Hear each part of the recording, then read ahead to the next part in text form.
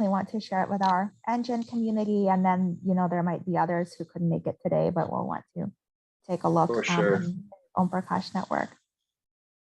Great. Right.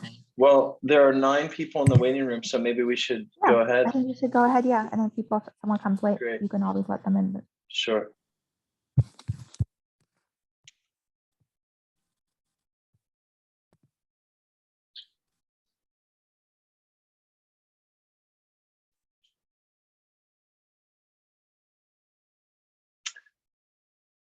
Hi, everybody, and thank you so much for being here.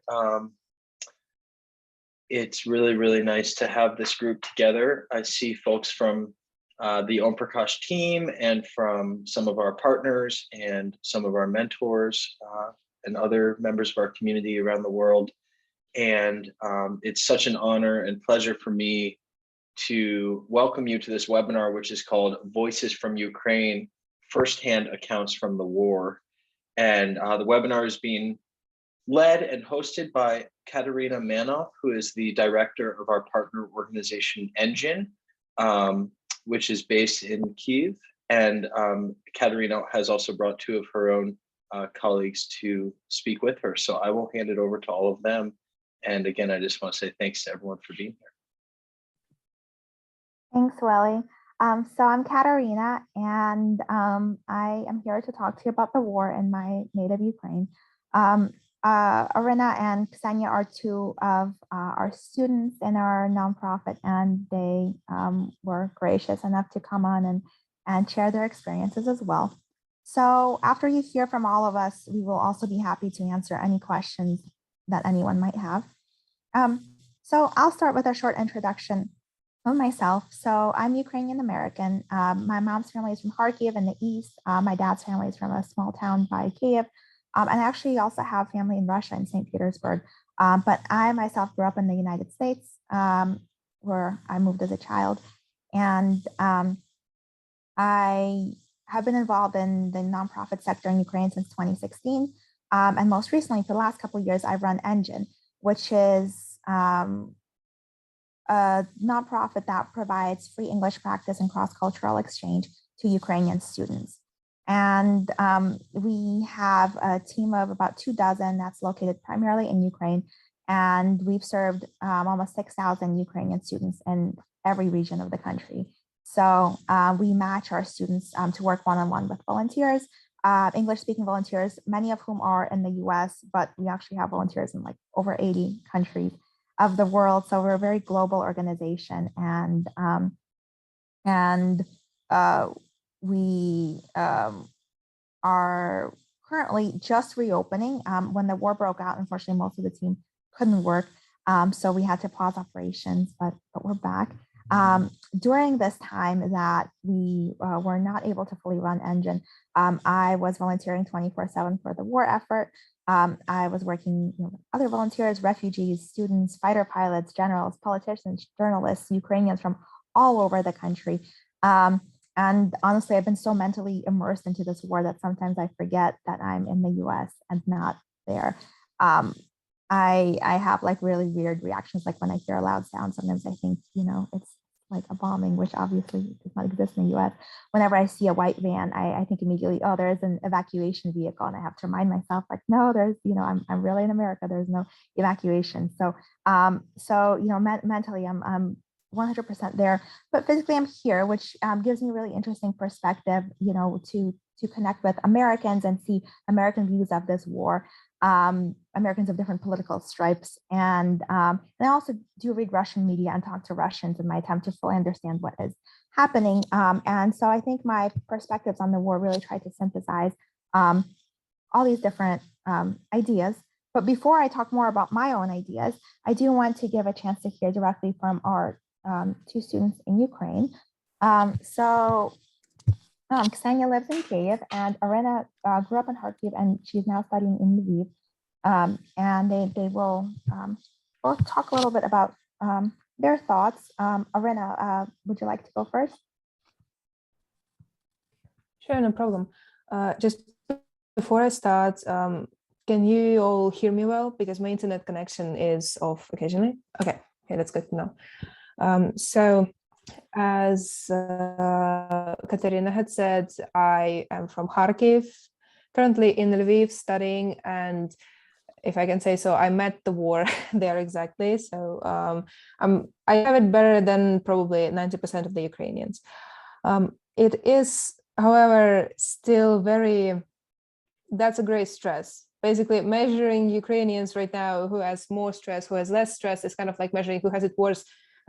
A person who has one leg chopped off or two legs chopped off. Obviously, while it could be said that one of them is in more pain, it's still excruciating for both sides. If we're talking about what it feels like to live in Ukraine currently, I feel exposed and undignified, and both two emotions I didn't expect to feel when I was thinking about the war starting, because I thought that you will feel, more traditional, scared, anxious, tired. But those two, the thing with exposing, while we have not closed the sky yet, you understand that at any given moment you can you hear me? Because oh, okay, yeah. Because while we had not closed the sky yet, you can still get bombed anytime. And as we were, I think, a couple of weeks ago, and it can happen once again anytime soon. And you understand that everything you have and you have built all throughout your life, throughout the war, you try fixing your life and stuff, it all can be taken in any minute. Can't do nothing about it. No way to prepare, no way, like, what are you going to prepare for? To lose your house? No way to prepare for it. And undignified also, because a lot of people are trying to play white knight with you, because you understand that you're the refugee, you are now the tool occasionally for some people to say that it's sort of like a social point. It's like, I talked to a Ukrainian refugee, I helped Ukrainian refugees. We appreciate any help given, but still you feel like you're not supposed to go through anything you go through. Hiding in shelters, again, giving up on your dreams, goals, in order to quite literally survive, because some people lose their jobs, lose their houses again. So yeah, to sum it up, once again, it feels, aside from quite expectant anxiety, stress, and fear, you feel your dignity disrespected and safety exposed. That'll be it. Thank you for sharing that, Aryna. Kseniia, please go ahead. Yeah, I can totally relate to the feeling of Aryna, because all Ukrainians are terrified now. But I would really like to share a little bit more about the war, how it has started, and how are we feeling. So can I show my screen now?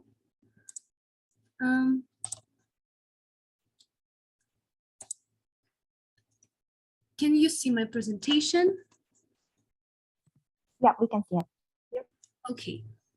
So we all know that the war started on the 24th of February. It is a terrible day for all Ukrainians. However, I think that I just want to mention that before Russia invaded Ukraine, it had been conducting huge military drills, military exercises near Ukrainian borders for more than 2 months, and satellite images showed the growing presence of military equipment near Ukrainian borders. And even though it seemed a little bit suspicious that Russia is gathering its forces, plenty of people warned that the conflict is inevitable, and including President Biden. Ukrainians couldn't even imagine that the war would break out. So personally, I didn't believe that Putin can launch a full-scale invasion. So it was absolutely terrifying that it happened. Even though it was obvious, and in retrospect, I would say that yeah, it was obvious, but we couldn't even believe that such war can happen. So another question is that on the 24th of February, Putin announced a special military operation against Ukraine. And he said that its goal is to protect people who are subjected to bullying. And it is a lie. And it really blows my mind how people can believe in it. But what does Putin want if he is not trying to protect people? This question is very straightforward and complex at the same time, because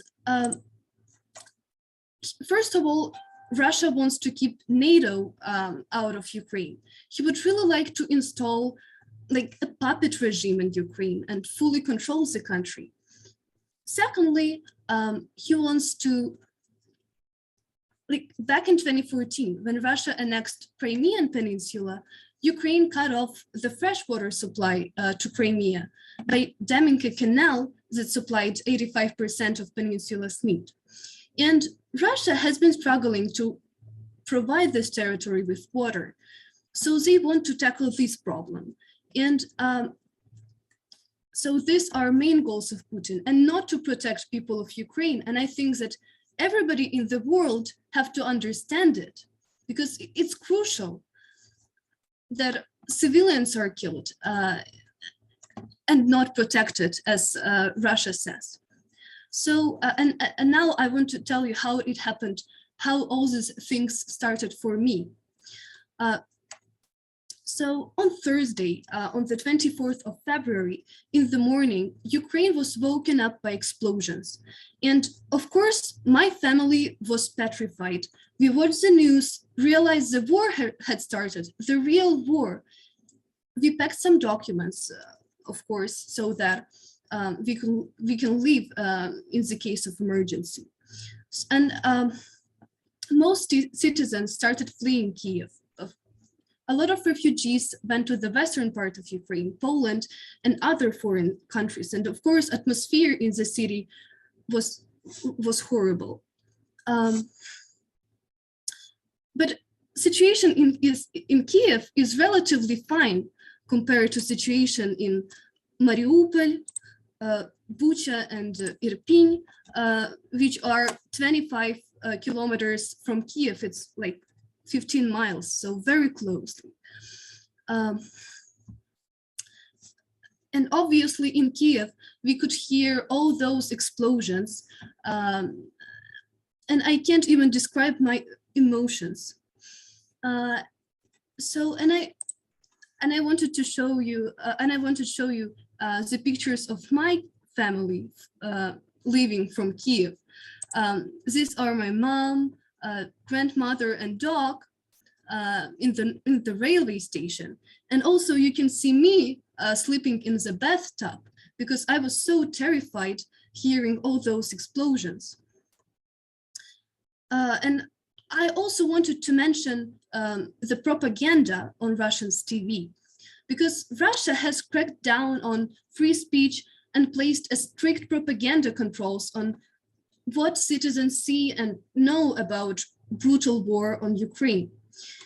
Because Russians are being told that Russian soldiers are extremely careful and preserving Ukrainian civilian life, that they're being greeted as liberators, that everybody wants to live under Russian control, and that there are no civilian casualties on the Ukrainian side. But just look at Mariupol, look at Bucha and Irpin, look at our biggest plane in the world, Mria.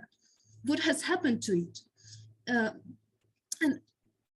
And state media doesn't even call the word war or invasion. It says that it's a special military operation. And personally, I have a lot of friends and relatives in Russia who don't believe me, who don't believe eyewitness accounts. They believe state television and state propaganda. So it's absolutely incredible that Ukraine has managed to stop Russia for more than a month. And even though the Russian army significantly outnumbers Ukrainian forces, We are fighting for our independence. We are fighting for our thriving future. And sooner or later, I'm sure that we will win. Slava Ukraini! Brilliant, Slava. Thank you. Yeah. It's hard to follow that, but I do want to share a few words from myself before we open it up to any questions. I want to add first that, thankfully, our two students here have both been relatively physically safe during the war so far, which I'm grateful for. They have not lived through the hell that Ukrainians in Mariupol, Chernihiv, Bucha, and other cities are experiencing every day. And you can see, even as they are physically safe, what a strong impact this war is having on them. We do have students from more hot zones, from Chernihiv, from Mariupol, from Bucha, from Irpin, who are not ready to go on the webinar and talk about their experiences. But I do want to think of them today. I want to acknowledge them today and the extreme pain and suffering each of them has been through. I also want to say, from me, thinking of running my nonprofit, running our program during this time of war. On one hand, I'm very committed to continuing ENGin. Like I said, we reopened as soon as we had most of our team able to start working again. We know that Russia wants to isolate and destroy Ukraine, and our work building connections between Ukraine and the world is directly combating Russia's efforts. So I know what we do is really important, and it has a real impact. It creates these lifelines for young Ukrainians to tell their stories and to be heard by their peers around the world. But I have to be honest that I am also terrified and demoralized. I have seen for a month and a half our allies making big announcements of support, but every single day they rejected Ukraine's request for air defense, which is the only way to end this war.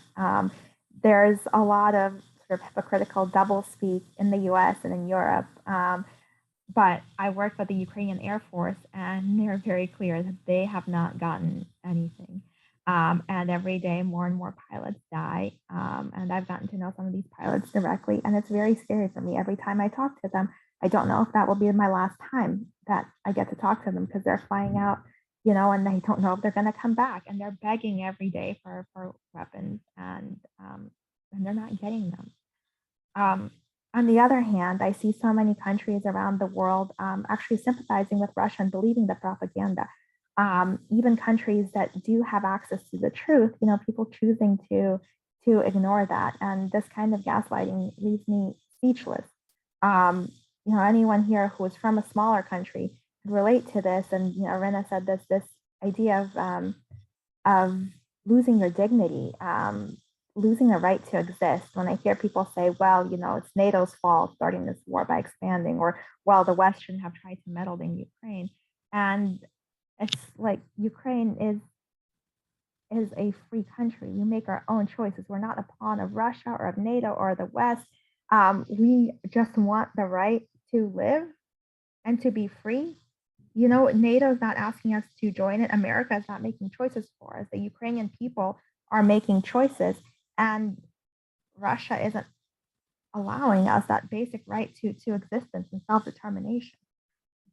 And all this time, while our allies are not giving the help that we need, while other countries are turning away from the mass murder and torture and rape to preserve their relations with Russia, Russia itself is so clear about its goals in Ukraine. If you read Russian media, which, as I said, I do force myself to do, they don't hide their intentions.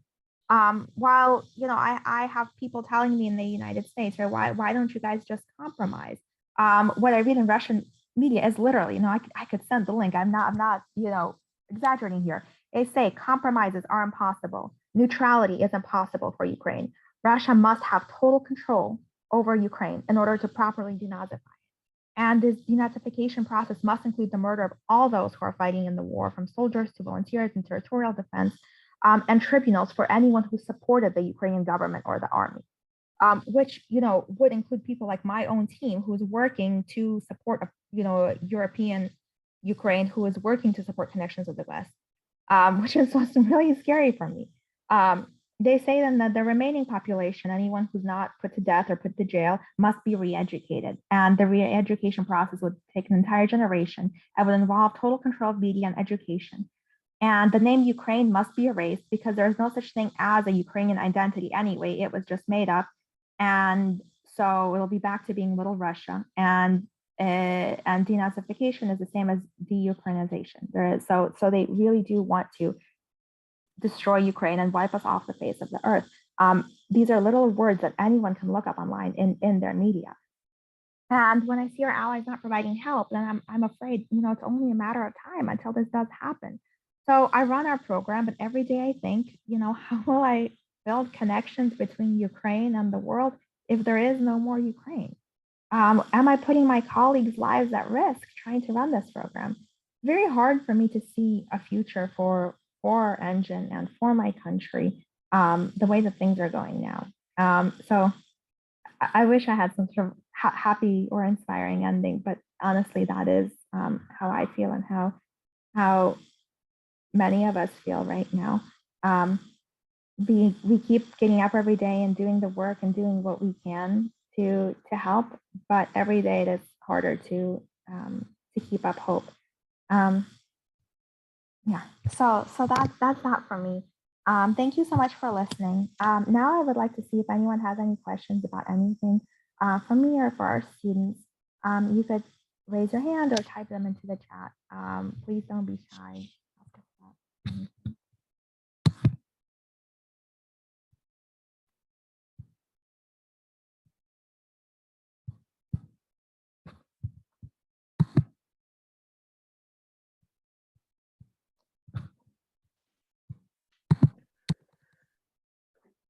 Thank you all so much for your presentation, and I'm really glad that we do have a lot of time here for questions and discussion. I will just briefly say,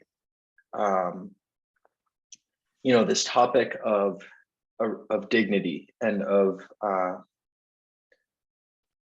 wanting help, wanting to receive support, being grateful for that support, but also feeling like everyone else. I think Aryna said everyone wants to be the white knight, or there's a lot of this dynamic of there's this kind of exotic aspect of people want to talk to someone in Ukraine or say I've spoken to a Ukrainian refugee.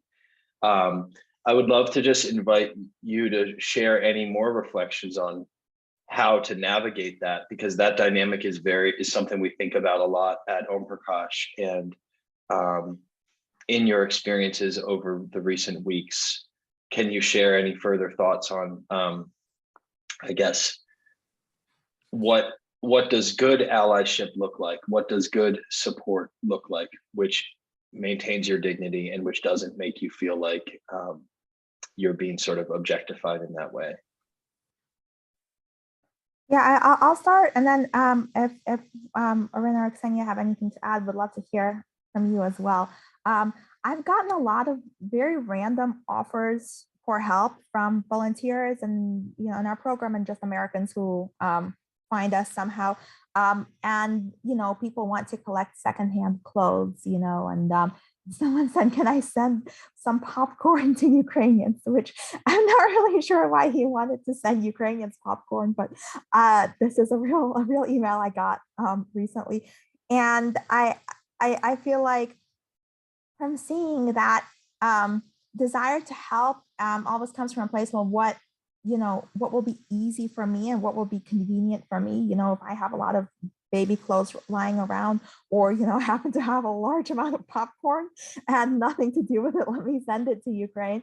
I think the right way to do it is to listen to Ukrainian voices, and specifically to people who have been working in the space for years, because let's remember there's been a war in Ukraine since 2014. This isn't new. There are unfortunately a lot of people who have been volunteering and helping in humanitarian aid and political advocacy in every sphere you can think of.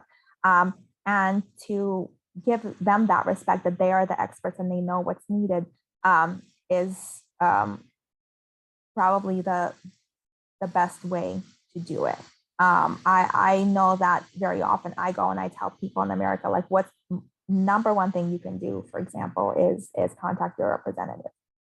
because only decisions by them can end this war, right? No amount of money or anything else can do that. And people say, well, it's awkward to call or email my congressman, so I'm not going to do that. Would you like some secondhand clothes instead?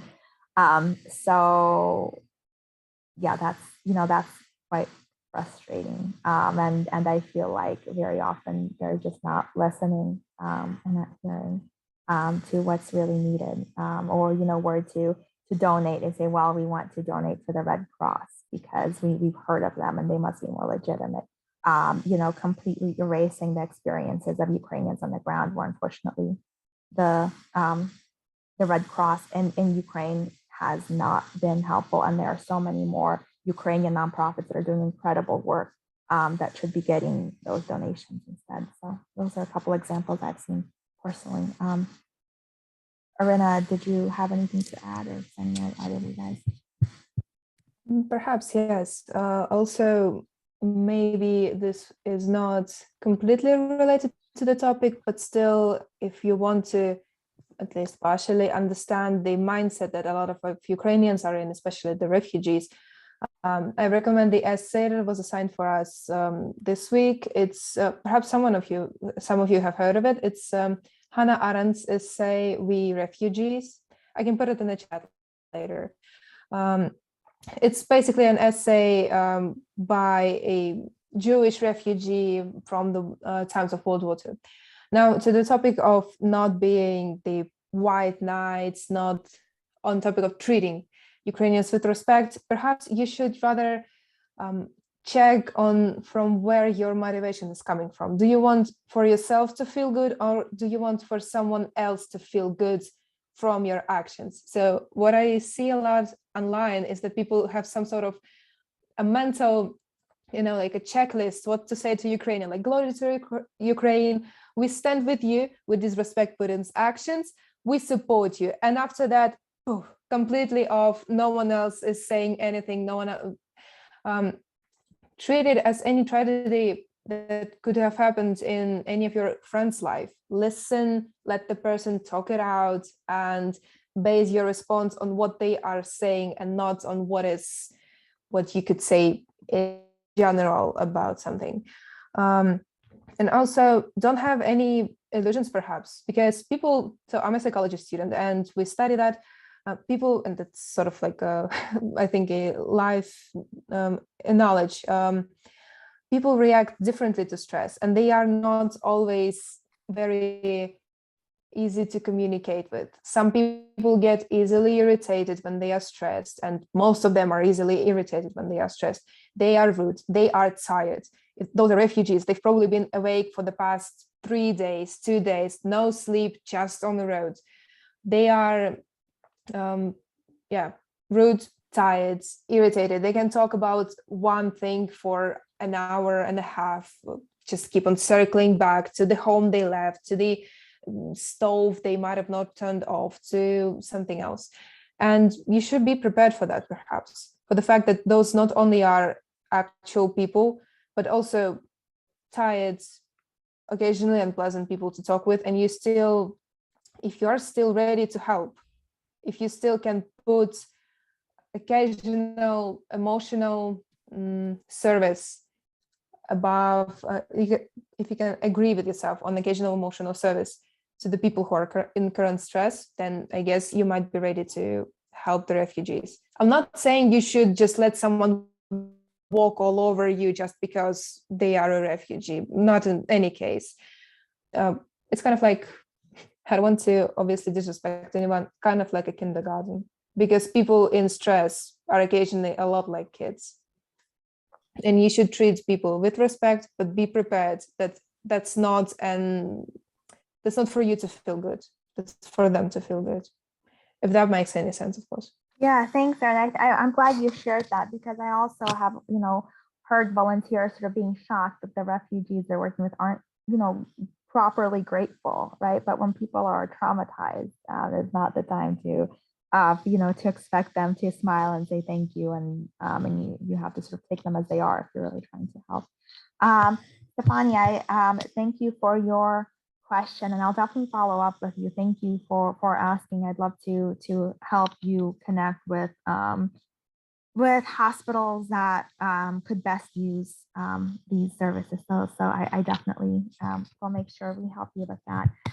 And Henry, I'm so glad you asked this question. I was hoping it would come up because I hear this a lot in American media. There's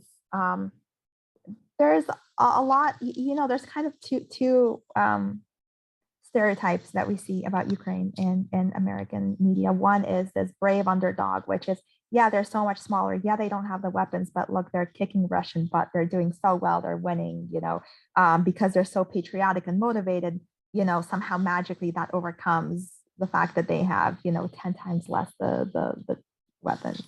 And the other one is, this poor victims, we can't help them. What a shame, they're being killed and raped. And here are some sad pictures. Like that is most of the articles that you will see. We've talked a bit about this victim trope, and and regarding this other idea of us being the brave defenders and Ukraine winning, it is really hard. So the Ukrainian government has to keep up morale. You know that the Ukrainian government is purposely not sharing any casualties with anyone, right? Nobody knows how many Ukrainian soldiers have died and been wounded. When you're a small country fighting a much larger, much stronger enemy, morale is all you have. And so it's very difficult for the Ukrainian government to come out and say, we're losing really badly, please help us, right? They're trying to at the same time like reassure the Ukrainian people and saying that they're doing well, but also send a strong message that they need help. And I do think that Zelensky, he's been appearing in all these parliaments, the United Nations, and since February it's been the same message: we need air defense. First they were asking for NATO's help closing the sky. They said if you don't want to close the sky, you don't want to use your own jets or whatnot, just give us the equipment, give us missile defense, give us the fighter jets, and our soldiers, our pilots will do it. So no, Ukraine is not winning. Ukraine cannot win without air defense. I think because our politicians don't want to give air defense because A, it's expensive, and B, I suppose they're scared of Putin. And there's this very sort of illogical, well, it's okay to give this kind of weapon. It's okay to give a Stinger or a Javelin. Now I think some countries have decided it's okay to give a tank, but it's not okay to give a plane or a real powerful missile defense system. So they don't want to give these weapons, and so it's in their interest to say, well, Ukraine is winning, so they don't really need these weapons. They're doing okay without them. And at the same time, the Ukrainian government has to sort of keep up that illusion that they're winning. But no, in reality, like I work with the military, Ukraine is losing, and they're losing slowly. And everyone thought they would lose in 3 days, and they will keep holding on, but they can't win without weapons. Like that is the unfortunate reality. Are there any other questions? Sorry for my phone ringing somewhere in the background. I would love to also ask if there aren't any questions. But I personally am very curious about if you have people here who are not in the United States. Like I said, I follow Ukrainian media and U.S. media and even a bit of the Russian media. But I would love to hear if anyone's up for sharing, in your country where you are and what they're saying in your country about the war in Ukraine. Because for me, I know it's even between, Ukraine, Russia, and the United States, it's sort of like 3 very different stories. It's not that, people are lying. It's, well, in Russia, they are lying, but it's more about what they accentuate and what they focus on and what they cover versus what they don't cover, that creates these sort of different impressions, even if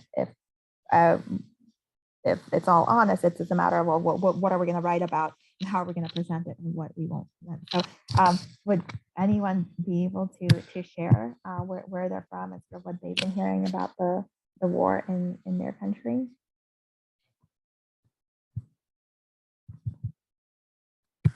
Oh, wow. So this is a very, very diverse group. Yes, please. I've heard, that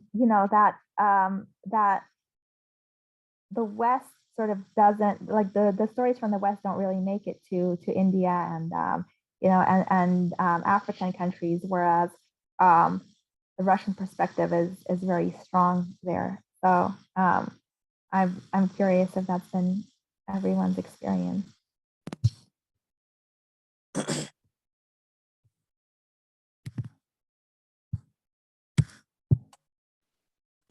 Yeah, Henry, go ahead, please. All right. Thank you so much, Katerina. Yeah, I'm from Cameroon, and here in Cameroon, we're following the media about the war in Ukraine. And in general, there is no way we can justify why another country will invade another country. So everybody, in fact, 90% of people here in Cameroon really condemns what Russia is doing in Ukraine. I mean, we don't see why in the 21st century another country would decide to invade another country. So that is it. So yeah. Oh well, thank you, Henry. That's actually very positive to hear. I'm glad that people in Cameroon know about us and to have solidarity. From far away, it does mean a lot.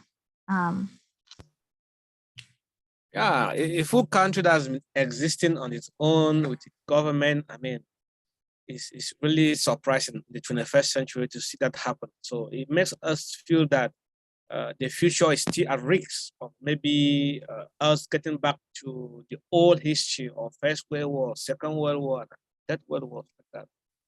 So I thought by this time, we must have evolved to a level where we can't make such mistakes.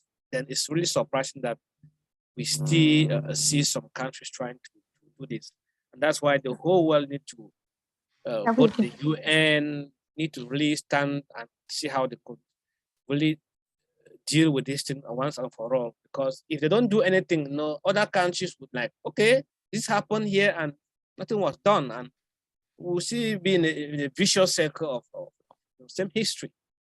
Yeah, we really feel bad for the war in Ukraine. No, I'm coming from the English-speaking part of Cameroon, and we have been in crisis 2016. I know what it means to be in a crisis area. Yeah, so we really do not appreciate putting action in Ukraine. Thank you.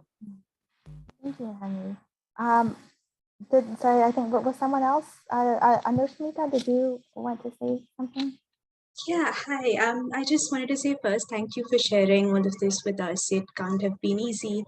And about India, I think the first news that we got and most of the news that we have been following have been from sources in the UK and the USA. So in that sense, I don't think there has been that much media here from Russia or Russian perspectives. And in fact, I think those of us in India and many of us, in fact, who have been, trying to find out more and so on, we've in fact been wondering if there have been limitations in the American and the UK-based news outlets that we get here, which as you mentioned, those things. So in that sense, we have been trying to then follow perhaps more voices from Ukraine, whether it's on Twitter or social media or so on. And I think one thing I noticed that even people who follow, regional media, very local media that isn't connected to English-speaking sources, also definitely do have a very strong solidarity with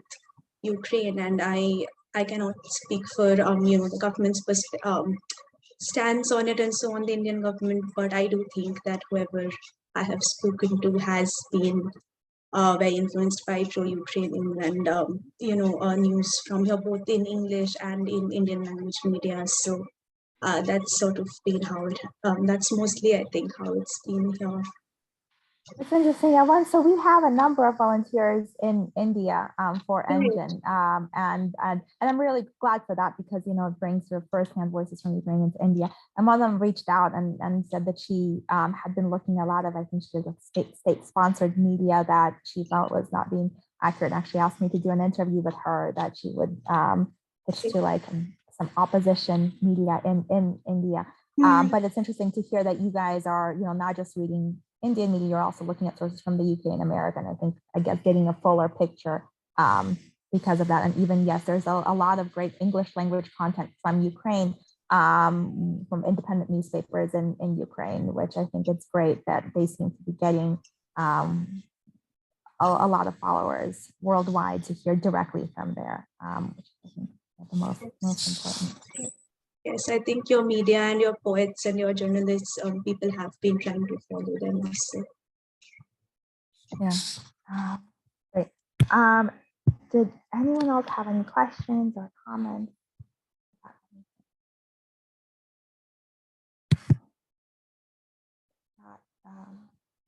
We can close. Teresa, go ahead. Thank you so much, Katerina, for sharing. It's always insightful hearing the side of the story from people on the ground, because we all know that media tends to corrupt stories, and they tend to show what profits them at the end of the day. They're really, their end goal is not to share what is on the ground, but which party favors them the most. So for here in Kenya, most people are for Ukraine. We are supporters of Ukraine, and ideally we are. So mostly we get news from BBC and just watch worldwide news. But then when we're having interaction amongst ourselves and having discussions from what people are reading from the internet and people what they're seeing as well, we're really, I don't know which word can describe it well. We're really sad and outraged to see what is happening on the ground, like hearing Russia bombing hospitals, where it's full of pregnant women. And it makes you wonder, what have the pregnant women done? What do they have to do with the war? How do you expect people in hospitals to run for their lives? So it's really saddening to just, Ukraine and Russia is very far from Africa, especially like from Kenya.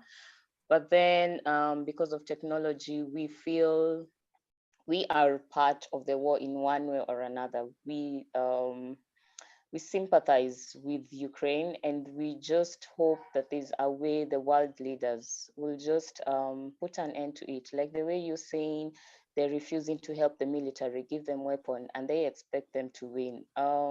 It's really absurd how they expect you guys, or rather Ukrainians, to defend themselves without giving them the proper tools to use to defend themselves. At the end of the day, it narrows down to humanity, and like your colleague said, it's not about helping so that you feel good about yourself or so that other people know that you've helped.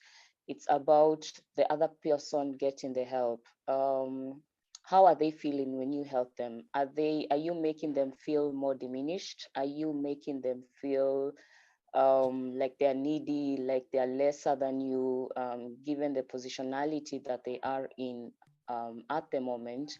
Or do they feel like you sympathize, like you not even sympathize, but rather empathize with them, like you've put yourselves in their shoes and you're really empathizing with them, and that's why you're reaching out to them to help them in one way or another, according to your capacity. And probably a word of encouragement, I will say, please do not give up with the organization running it.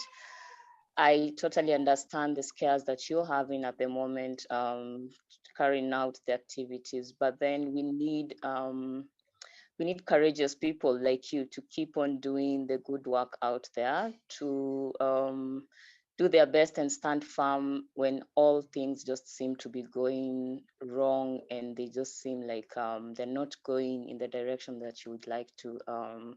So mine is just to encourage you to just keep on the good work, try and just remain as strong as you can, and yeah, we are with you. We are praying for you, ideally. Thank you so much. And I do want to share, I would love to connect with potential volunteers in other countries. As I said, we're mostly in the US because that's where I am and that's where, I have a network, but I will drop a link into the chat to our website. And, if there are English speakers, right now we're taking volunteers age 14 to 25. We're just about to remove that upper age limit. We'll need to accommodate any volunteers age 14 and up who are happy to connect for just an hour a week with a Ukrainian student or Ukrainian young person, and practice English and also hear from them about their life, and provide moral support and cultural exchange. There's started as just an English program, but at this point it's so much more. These connections are about English practice, but also building relationships. So would love to have more volunteers from India. I think had like a couple hundred in India, but I would love to have more from Africa, from anywhere, anyone who is fluent in English and ready to connect. We welcome them. I think if there's no further comments or questions, I just want to thank everyone for coming and taking the time and caring about Ukraine. And please feel free to reach out with any questions or concerns, or if you want to set up an event, in your community where you can have a guest speaker from Ukraine. I'm happy to connect you with one of my colleagues or students. So please feel free to be in touch. It was really great. For all of you. I'm just gonna leave my email. Hi, Katerina. Oh, sorry. Good to see you again. I think Jack has his hand raised. Oh, I'm sorry, I didn't see that. No, you're good. Not very advanced. No, I just wanted to say thank you all very much for sharing. Like, I know it must not be easy to feel like you have to educate us and like tell us about what's going on in your country. So I want to like thank you guys for doing that, because it's like very insightful and like has definitely inspired me. So thank you very much. Thank you.